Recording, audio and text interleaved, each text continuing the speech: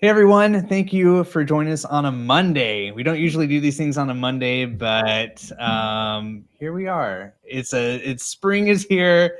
It's a new week. It's a new day, and it's a new topic that we're covering. Really excited about this one. I've got with me Gene Reich from Traceless, and Gene, thanks so much for taking time for joining us. Yeah, it's good to be here. First time in this community. I know it has a lot of great depth with wonderfully talented technologists. So it's cool. It's cool to be here. Thanks for having me. Awesome. Well, Gene, yeah, I'm excited. You and I have been talking about doing a stream together. We connected a little while ago, and we were talking about potential topics. And we discussed a couple of different options. And then you actually emailed me back, and you're like, passwordless is actually something that you've been thinking about a lot lately, and that you wanted to discuss. And so we posted that into our Discord server and let everybody know this is a topic that we're going to be chatting about. And we got some cool reactions from it, including from Drew. Drew, if you're on, good late afternoon, early evening for you, I think. But Drew responded like she's doing her PhD actually on this topic and brought up the challenge of, here is this new way to log in. Lo and behold, we're going to have users who may experience some friction with it, even though it's designed to be easy, right? But anyway, let's go back to why you thought this topic was an interesting one that you wanted to discuss. Why have you been thinking about this? Yeah, so from my perspective, Traceless is in the authentication space, mostly around communication. So my background is, 18 years of running an MSP, and the threat landscape for help desks, whether you're an IT help desk administrator, a senior IT manager, service manager, or you own an MSP, this is a real attack vector that everyone should be thinking critically about. We started this conversation in 2019 and are really happy that people are starting to think about it. And in that vein, there's methods of authentication in the way that the industry is moving. And I think what's always so interesting is the pop-up of new companies trying to offer kind of like a new paradigm, right? And I think that if I put on my MSP owner hat, the interesting thing is people coming to the table saying like, hey, we're going to be your passwordless technology company. And I think that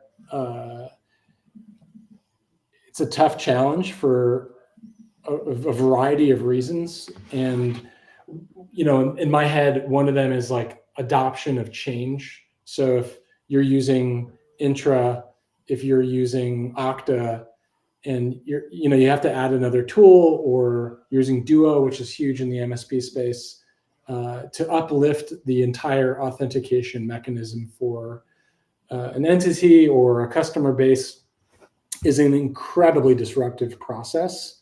And all of these companies are coming out with, things that utilize passkeys, right? Yep. And, and they're making a big deal of it, which is fine.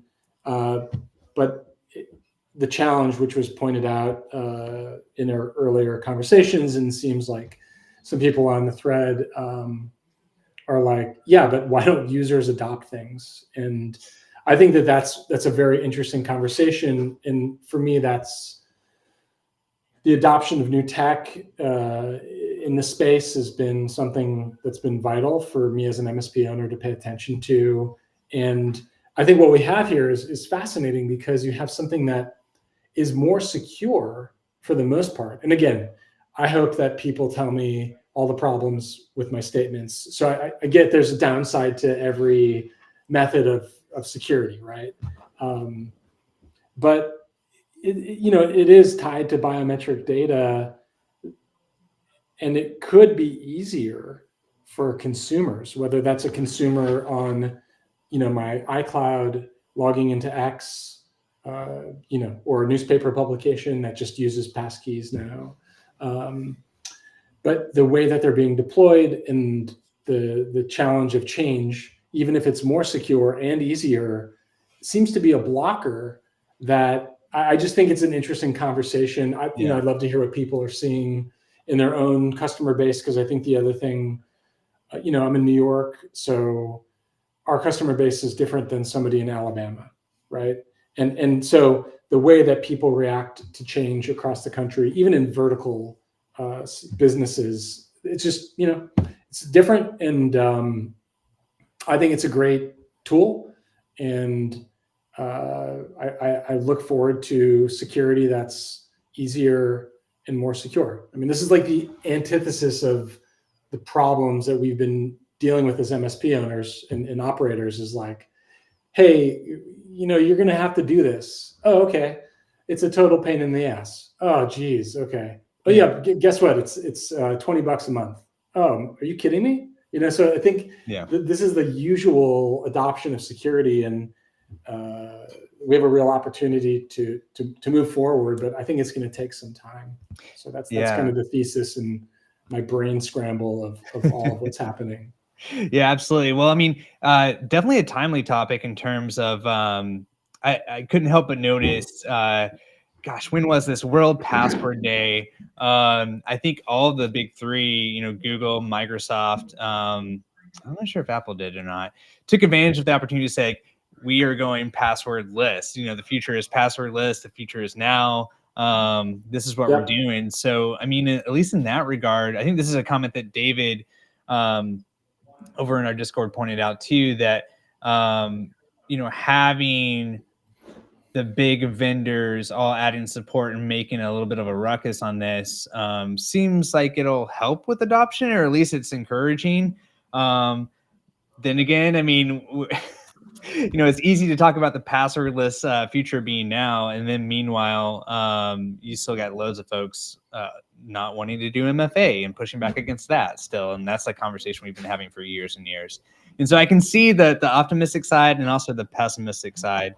I mean, what about you with your background with having been at your MSP and kind of going through this firsthand in terms of wanting to deliver a more secure solution or deliver something more innovative, and having potential headwinds, or maybe the types of folks who are all about it. Does this like kind of bring you back to any other previous challenges you had? Yeah, I mean, MFA, right, was a big like thing that I know when you take on. I know it's still a real problem for MSP owners and operators and virtual CIOs, and all the people asking customers to do the right thing are still being met with resistance. Of course, we also have like cybersecurity insurance that's helping us, right? Yeah. Saying, look, unless you have this done, we're not taking any risk. And I think that is really wonderful, honestly, that those changes are helping. But I think the adoption of passkeys and passwordless might actually start with being a multi-factor option, right? Because even if you have passwordless, it doesn't mean that you shouldn't have multi-factor, right? Even though it's probably more secure, but shouldn't you have multi-factor anyway? I don't think it replaces the need for MFA. Yeah, no, for sure. I'm curious with just for those folks watching in, are you being asked this proactively by any customers, especially maybe we talked about verticals, Gene. I imagine some are more plugged into security requirements than others. Are you being asked about this at all? Or is it more in the boat that this is something that we have Tim here saying you're looking to move towards using it. Are there folks already using this and already having deployed it out? Definitely interested in hearing your perspectives there. But Gene, let's back up a little bit and talk about this in regards to what you're working on now with Traceless, because I mean, identity is something that you guys are really kind of focused and centered around. And in fact, I think you and I, when we were first talking, there was a very specific issue.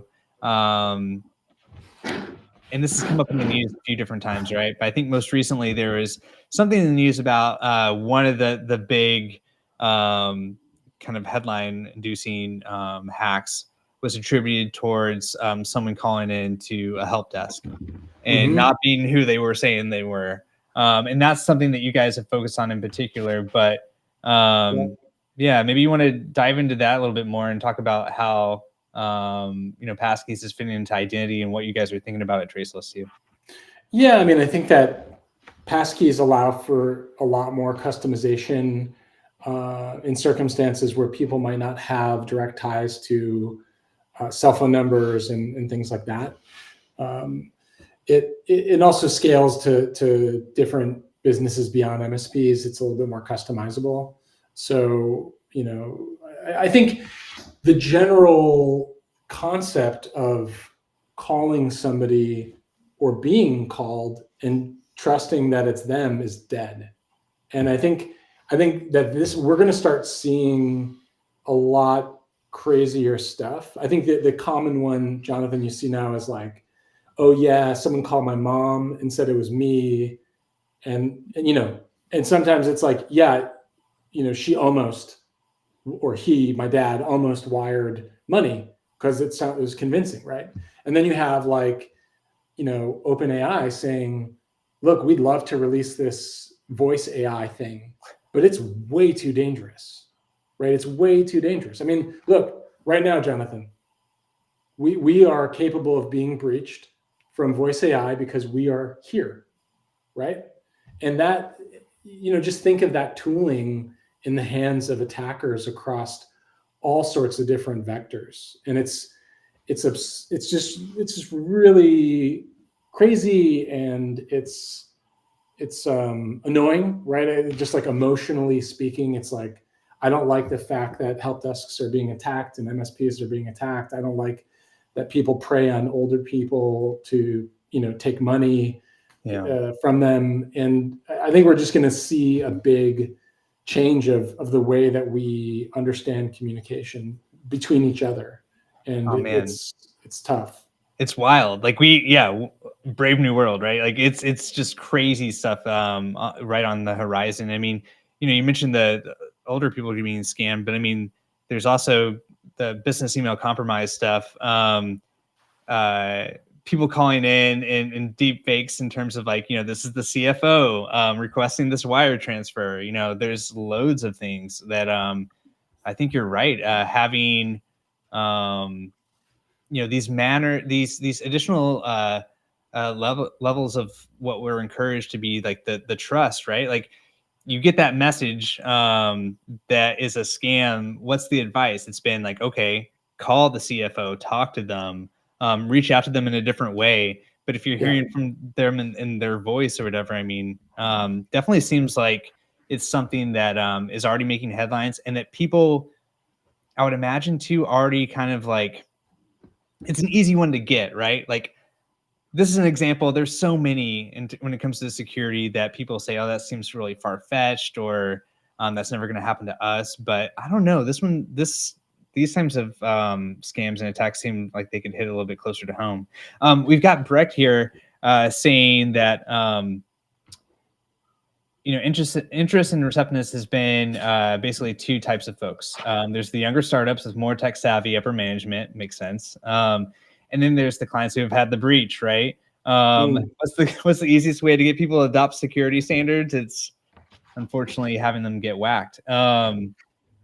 Yeah, I mean, it seems that's not too surprising. Is that what you see with things that you're working on with Traceless too? I mean, this is something that like, I know the pain of adopting operational change. So everyone, anytime I'm doing a webinar or streaming, I'm saying, hey, you need to put a process in place, right? So we get on the webinar. I have a piece of software that I want everyone in the world to buy, right? This is why I started Traceless, because I was like, holy shit, like I am vulnerable to attack. And then I looked around and I said, wow, all of my peers are vulnerable to the same attack vector. And this is frightening. So I started a company.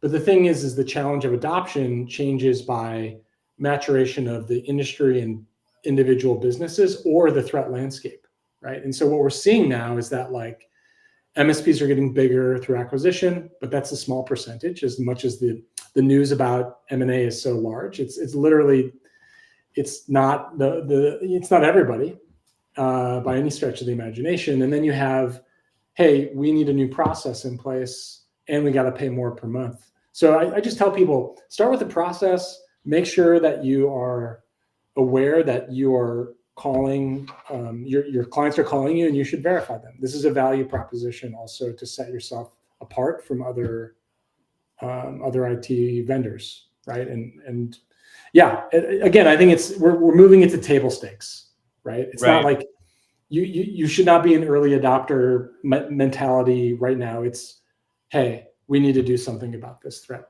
vector. Well, to that point, Brick also has an interesting comment about the challenge explaining the nuances of passkey adoption without making it sound like more effort. Combining that with Brendan's comment up above, so early for them looking into this, but not many customers are asking yet, but hey, it's value add. Are you, like you mentioned, table stakes?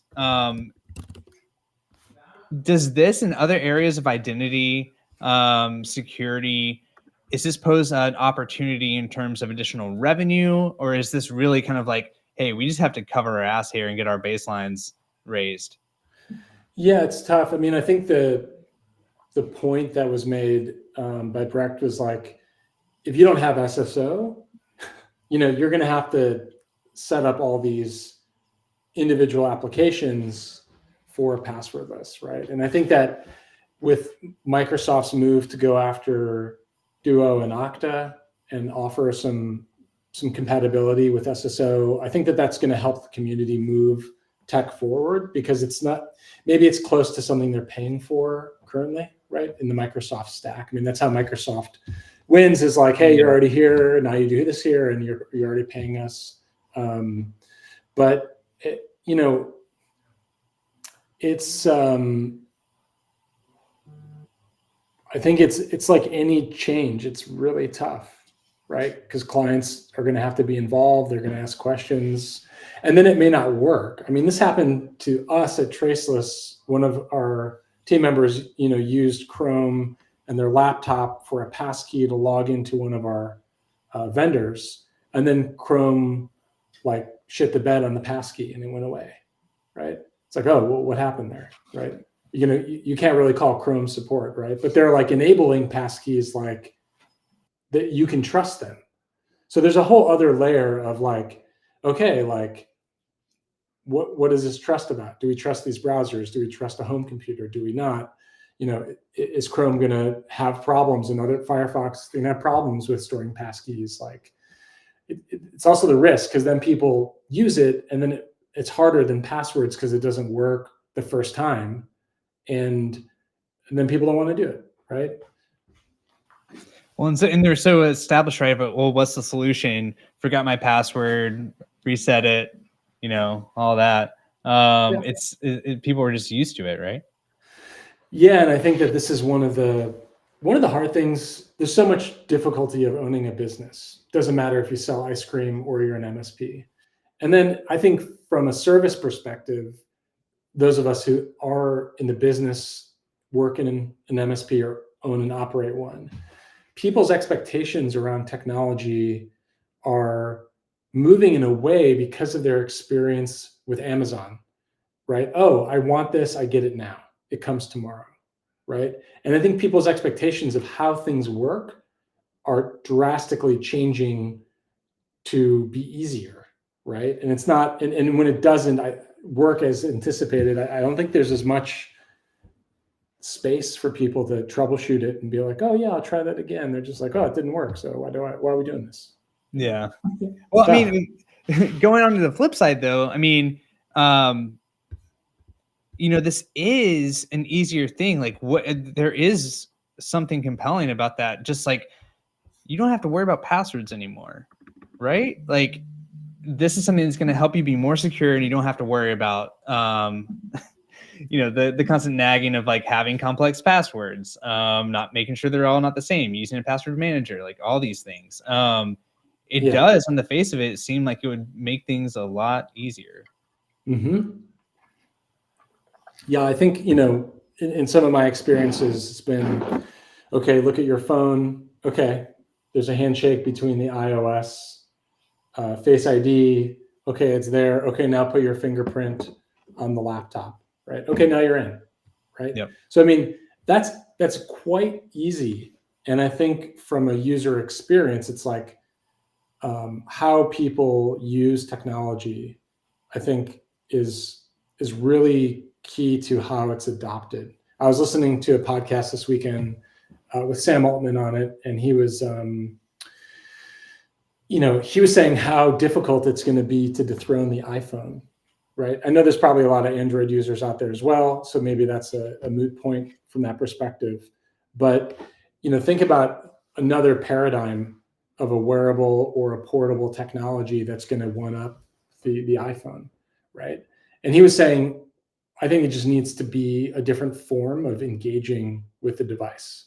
And I don't know what that is, right? And I think that that's a real key element to how people experience technologies, is like how you engage with them.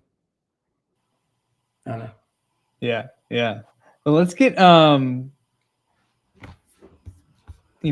as anytime we're talking about security, the latest threats of even with passkeys, right? Like, are there things that as you guys have been looking at this and looking at the challenge of protecting identity, it's a game of cat and mouse, right? There's passkeys that get around, help move the ball in our direction in terms of defenders. But what do you imagine the attack response is going to be? I mean, it might be a similar thing where people just get used to, the MFA fatigue, right? Is like, hey, let me just send a push, and people are like, oh, I should do this because something's trying to authenticate, not thinking, hold on, I didn't just log into something. Why am I being asked to authenticate, right? So I think that we'll see attacks like that for sure. Yeah. What do you think about in terms of, the push for secure by design, right? There is a push. I feel like there's a sense that we've been fighting this fight for so long, and everybody kind of gets that it's a cat and mouse game and it'll never fully be done. But at the same time, there's the same attack vectors that we see taken advantage of over and over and over again.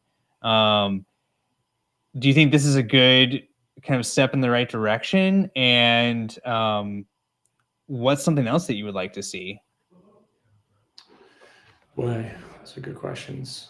I think it is. I think that the level of privacy and security that Apple has, their track record is super high, right? And I think that that's a big part of using passkeys that involve iOS devices, right? You're kind of relying on the OS to be secure natively, and I think that that's something that we can trust.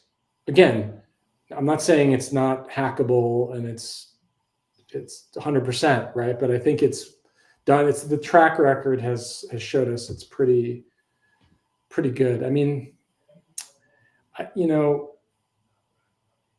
it's so hard to adopt people who are used to a certain use case. I mean, I think that's, if I had a startup and it was like, hey, we got money, we're going to buy all laptops and only have a cloud directory and use SaaS applications. What do we do? Right. I mean, I think I might get a lead like that at the MSP once every 5 years. Yeah. You know what I mean? Or someone who's like, none of this is working. Just can you just tell me how to do it right from the beginning? Yeah. The dreams are made of, Yeah, totally. It's not common. Yeah. No, you don't get the green field. You don't get you're dealing with a lot of stuff that was put together by the last guy. And but that's why we have jobs also. Right. That's this whole industry is built on the fact that people need help making the right decisions after that, Tim brings up a great point. And I think this message, I mean, it's hard to say, right? Like we're kind of in the bubble, or at least I feel like I'm in the bubble in terms of always hanging out with these folks and preaching to the choir and stuff. And but it does seem like this message, and man, by virtue of the fact that people are just continuing to get hit, that at least this message is getting across that security isn't just for it needs to be applied for everybody. Yeah, and I think compliance is changing the need totally. for people to kind of mature, which is useful, like I said, with cybersecurity insurance. So, I mean, I don't know if passkeys are going to be required. I think also what's going to happen is you have like leaders like Microsoft who kind of put it in front of your face, literally, to say, hey, do you want to set up this? Do you want to set up this? And I think with that adoption and kind of nudging by large tech, people will slowly warm up to it. All right. Well, here's a great. Let's thank you, David, for posing these questions, and thanks everybody in the chat. Let's move over into questions, and there's a couple I've got for you too, Gene. Yeah. So David jumped in. Hey, David, thanks for joining. He just wants to know, like, what is the added value of passkeys when there's MFA? And so, I mean, we've been having this discussion, right? But yeah, let's circle back and talk a little bit about like how do these things actually work, even. Yeah, so I think that like one way of completely passwordless, from my experience, right, is that you go to log in via SSO. Like my experience has been around Okta, personally using it for work, right? So it's like, cool, log in. My iPhone that has a known relationship with Okta says, oh, hey, Face ID, right? Okay, cool, there it is, right? And then another one on the keyboard, right? Putting my fingerprint on the touch there. But I think that like David, to your point, I think the value add could be another form of secondary MFA that's a little quicker. I mean, I don't know about you, but like in my Duo app, and this is not a fault of Duo, I've got like 60 entries. Yeah, totally. Right? So it's like, okay, let me type, and the search doesn't always work, or I don't remember how I labeled them because there's so many. I mean, wouldn't it be easier if my phone is like, hey, you're trying to log in, you open it and you approve it, and then you're logged in, right? I think that that's kind of the ease of use, and the experience is kind of the value. And also, like David S is saying, that they're not they're phishing resistant, which I think is there. Is an attacker going to be in front of you with your phone, requiring you to look into your phone while they're trying to get into your email account? Like maybe in a movie, right? Maybe this is like how it gets adopted in a James Bond movie, right? But like, yeah, not for like normal everyday use of like somebody working at a company who checks email, right? So I think it is it is a lot like more secure, I believe. So.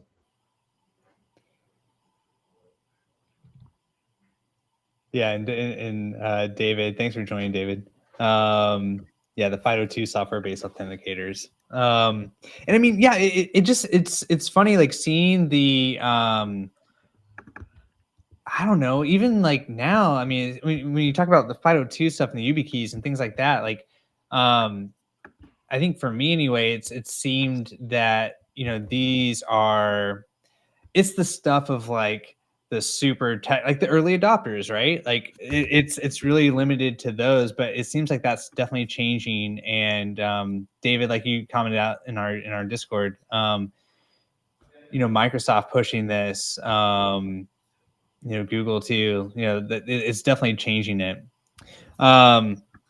Yeah, so I mean, obviously a different thing that you can go to clients with and for, and obviously, maybe depending on the type of client, like they're going to be either more receptive or not, by now, right? You're working with them, the verticals who are more responded to this kind of thing, just on an individual level, who's more responsive. All right, here's another great question, kind of going back to the fact that nothing's bulletproof, right, Gene? So David's asking, can a passkey be stolen with cookie or session stealers? Yeah, I mean, I think that this goes back to you have an OS of computers, devices, and browsers, right? All trying to make this a very secure handshake. But I imagine that we're going to see attack vectors in passkeys, and then it'll just be like restricting which passkeys maybe that you allow usage for. But I don't know of any passkey that's been stolen. But again, I think that we're very early day, right? So like, it's something's going to be exfiltrated somehow, and then there's going to be a patch, and But it's also frightening, right? It's like, think about the handshake there being able to be used without your information potentially, or your awareness, or Chrome does it in the background, or I think we're going to see some interesting attacks for sure. Yeah, Sean's mentioning the YubiKey thing. That's another aspect that I think for a lot of folks is kind of limited to maybe early adopters or folks who have heavily compliance or other just security standards. I mean, a great thing for MSPs to be using, but there's these things are expensive too versus having this rolled out for I mean, who knows what Microsoft will end up doing. Hopefully they won't lock things behind, enterprise licensing, but it seems like there's not that same level of friction in terms of this isn't really necessarily an additional cost per se. It's something that even from a user experience can provide you something better that way. It's just a matter of seeing the need and recognizing that you're going to change your behavior a little bit. Yep, totally. So Dave's got some great feedback that Microsoft has the concept of a syncable and non-syncable passkey in that they're allowing only to an authenticator app. So I think that's like, start small, start within the ecosystem. You have full control, right?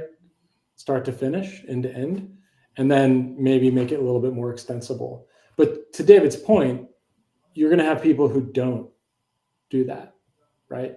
Who say, no, quick and fast, make it easy. And I think that there's going to be some unintended consequence for that. Just from what you've seen, Gene, like, do you see like what kind of timeline are we looking at in terms of like the major players and this becoming a big thing? I mean, I know like you've been thinking about it a lot for a reason, right? Yeah. I mean, is this pretty like we come back and we do this again a year from now? Like what does this conversation look like?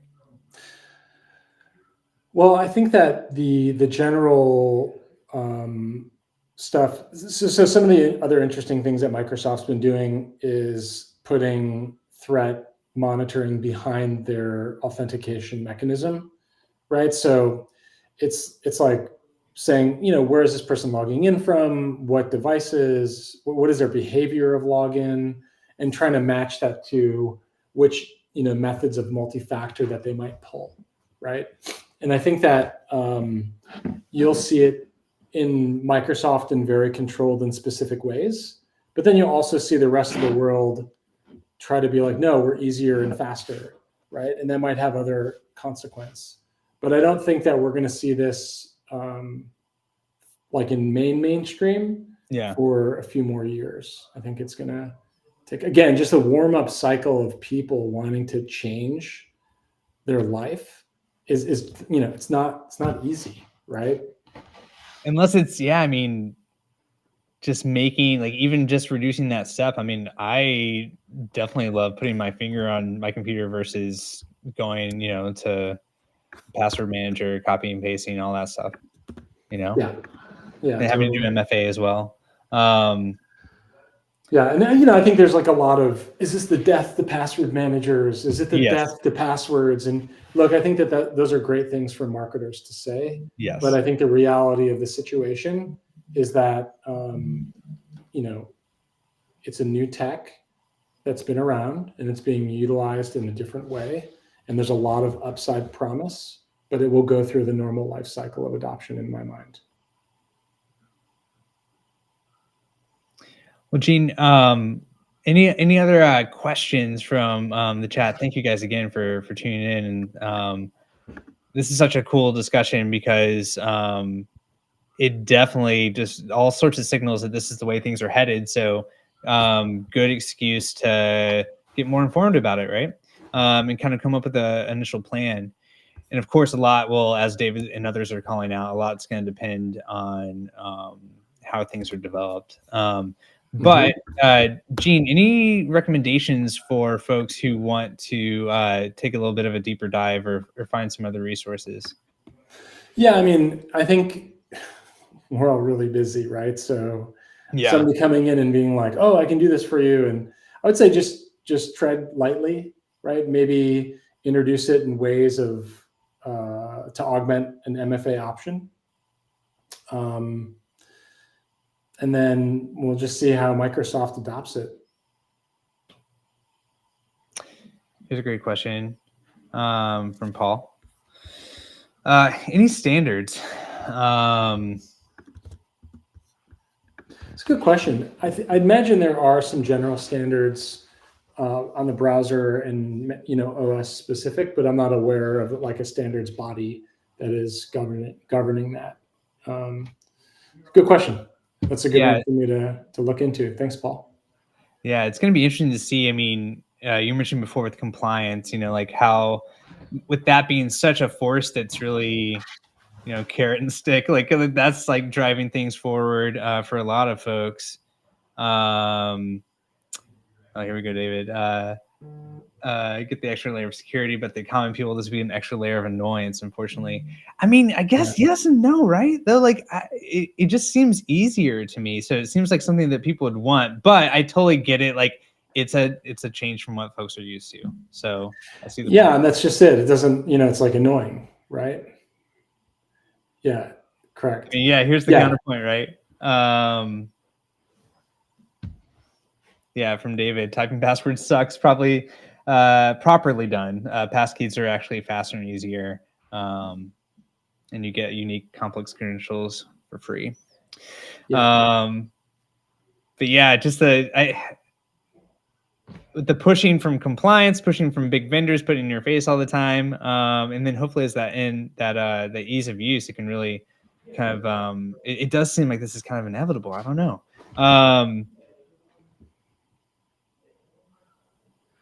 Yeah, Robin's concerned about big tech. Yeah. Well, I know, but what's your? I totally get it, Robin. And but I mean, what's your alternative, really? Yeah, it's tough. Yeah, I mean, that's the question is like, do you trust like the passkey device like Apple, or do you trust another third-party service to have like so straight up, just recent thing, drop a hello sign, which is now Dropbox sign. It got breached, right? And they didn't reach the layer of the data in their system, but it was more like authentication, username information, I think, which the breach was. And do you trust somebody like Dropbox or do you trust Apple? I mean, it's like there's no good answer, Robin. I agree with you to your last point. And I think that's the thing that makes it so tough is like, Microsoft security news flashes are frightening, right? They're regular and common, and it's just, but also like, what are you going to do? Not go somewhere else? I mean, it's really tough.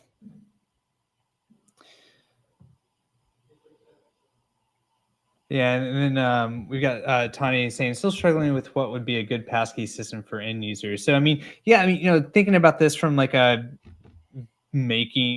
getting down into the practical nuts and bolts of it, right?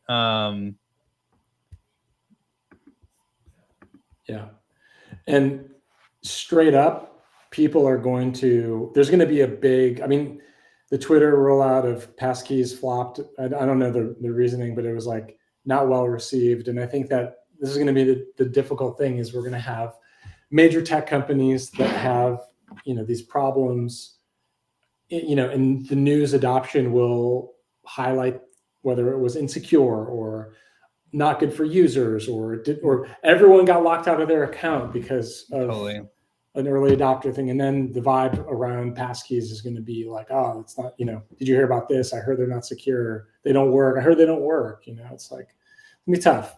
But I guess like what I love about this, platform that you guys have is I believe there's a lot of upside, right? And I think that we will get there.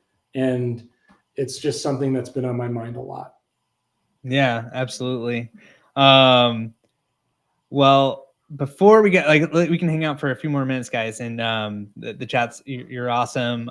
Any other questions or points you want to make, please do it.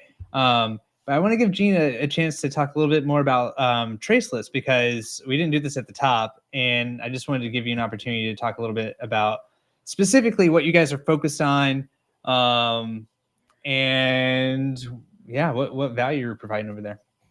Yeah, thanks. Always happy to talk about Traceless. From my perspective, most attacks start with phishing, and the damage done is by finding sensitive information, whether that's password data to unlock, rights or privilege to then go further, or to exfiltrate data. And so from Traceless's perspective, help desk phishing is a big problem. And we're destined to help the community prevent help desk phishing, whether it's through SMS, email, Duo, or Microsoft Authenticator, which I think is going to be heavily adopted in this community given the ease of setup. I think collecting cell phones is always pretty tough, but tying into Microsoft's AD and getting active users that way is easier, right? Because you have those users and they've already set up the work, right? You can send a push to somebody to verify their identity. It's pretty slick and it keeps an audit trail on the ticket. The second side of Traceless is really about sending and receiving sensitive information without leaving it sitting around anymore. So again, going back to, it's really hard to exfiltrate data if it's not in a ticketing system or not in email. And so Traceless has an API for transactional sending and receiving of data. You can send and receive text or file data up to 200 gigs, whether it's in a ticketing system or a standalone application. We're SOC 2 Type 2 and really focused on being the best security company that we can be. And we've got some interesting AI-driven products coming out this year that we believe will be well received in preventing the consequence of breaches. All right, and you do have look at this. There's a coupon code stopping phishing 524 to get 50% off. Yep, for 12 months. For 12 months, yeah, nice. Yep. Thanks for sharing that for folks here. And yeah, definitely interested in the AI additions there. I mean, man, like that's what everybody's looking to do, and we get questions all the time with Ninja. What are you guys doing with AI? What's the plan? And we're very much in the not rushing to do things, but definitely see a lot of potential and are actively planning out and working on some stuff. So yeah, interested to see what you guys got cooking too. That's the next topic, right? AI washing, which was the other kind of frustrating thing. I was like, man, everyone's like, oh yeah, like we're AI, and it's like you're just tapped into ChatGPT and you're not a formidable expert about building large language models to help do anything, right? Which is okay. I mean, I think that again, the adoption of technology involves all kinds of transactions, but I think we're pretty excited about the way we're approaching it. Yeah, nice. Yeah, there's a I mean, I've seen so much stuff with like there was a vendor I won't name that on their blog basically has like, summarize this article with AI, and it's like, okay, well, sure. And then you looking at it, it's actually just a script that it's like not AI generated at all. It's just like a script that just gives you a little snippet of it. And that to me was just like, oh man, this is what a lot of people are trying to do. But it's very cool to see the folks who are, really looking into it and really applying like what's some real practical value we can get out of this. It's definitely a topic I would love to dive into more. It's we've had a webinar back in January where some folks here in the community were sharing ways that they're adopting it too with their help desk and other things. So a Yeah. lot of cool things to talk about there. Yeah, but this is a great discussion. Thank you everybody in the chat for joining in. Really appreciate you guys participating.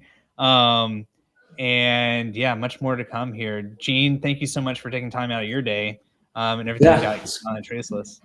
Yeah, thanks for having myself and Traceless here. It's good to just the questions and feedback just show it's a testament to the people in this community. So super nice to meet everybody. And if you need anything, have any questions, just hit me up. Gene at traceless.com, or you can find me on LinkedIn, as a few people have already. So thanks. I look forward to connecting and just keep doing the good work. As the MSPs. Absolutely. Crucial line of defense. And yeah, we'll keep the conversation going. I mean, everybody, anyone who's watching on YouTube that isn't part of our Discord community yet, you can see there's a QR code up in the corner, which my hands never point the right way. It's that way. Oh, it's down there now. It is hard. Yeah, you can join us there. We'll keep the conversation going. Gene, we can get you in there too. Great.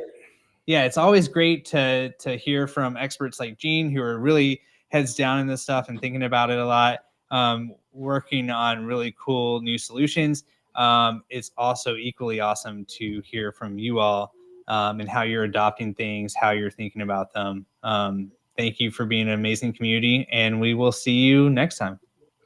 Yeah, thanks everyone. Appreciate it.